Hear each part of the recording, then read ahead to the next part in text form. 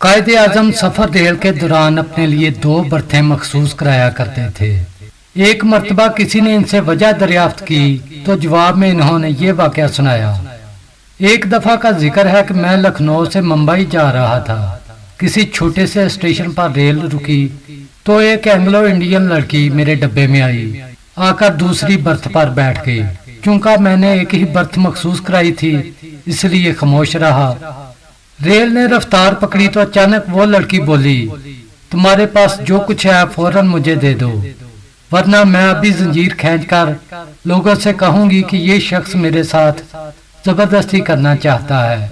میں نے کاغذات سے سر ہی نہیں اٹھایا۔ اس نے پھر اپنی بات دہرائی۔ میں پھر خاموش رہا۔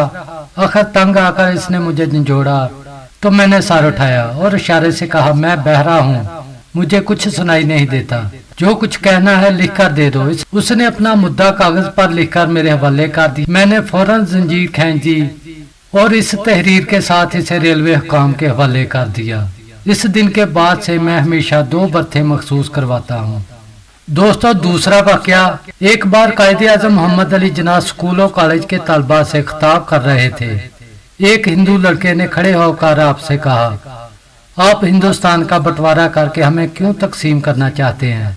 آپ میں اور ہم میں کیا فرق ہے؟ آپ کچھ دیر تو خاموش رہے تو اسٹوڈنٹ نے آپ پر جملے کسنے شروع کر دیے۔ کچھ نے کہا آپ کے پاس اس کا جواب نہیں، اور پھر ہر طرف سے ہندو لڑکوں کی ہوٹنگ اور کہکوں کی آواز سنائی دے رہی تھی۔ قائد اعظم نے ایک پانی کا گلاس منگوایا۔ آپ نے تھوڑا سا پانی پیا، پھر اس کو میز پر رکھ دیا۔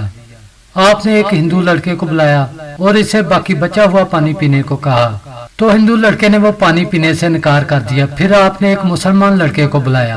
آپ نے وہی بچا ہوا پانی اس مسلم لڑکے کو دیا تو وہ فوراً قائد اعظم کا جھوٹا پانی پی گیا۔ آپ پھر سب طلباء سے مخاطب ہوئے اور فرمایا، یہ فرق ہے آپ میں اور ہم میں۔ ہر طرف سناٹا چھا گیا کیونکہ سب کے سامنے فرق واضح ہو چکا تھا۔ محمد علی جناح نے کبھی کسی کو گالی نہ دی اور نہ کبھی آپ نے بد اخلاقی کی۔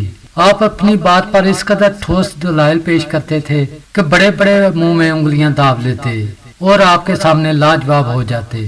قائد اعظم سے لوگوں کی محبت کا یہ عالم تھا کہ اگر کوئی آپ سے ہاتھ ملا لیتا تو وہ خوشی سے پھولا نہ سماتا اور سارا دن لوگوں کو بتاتا پھرتا کہ میں نے آج قائد اعظم سے ہاتھ ملایا ہے۔ قائد اعظم محمد علی جناح اتنی مخالفت کے باوجود بھی ایک دن کے لیے جیل نہ جا سکے اور کبھی بھی اپنے منہ سے ایسے الفاظ نہیں نکالے جن کے بعد یہ کہنا پڑے کہ میں اپنے الفاظ واپس لیتا ہوں۔ دوستو، یہ تھی چھوٹی سی ویڈیو۔ اگر آپ کو ہماری ویڈیو پسند آئے تو ہمارے چینل کو سبسکرائب کریں اور ویڈیو کو دوستوں کے ساتھ شیئر کریں۔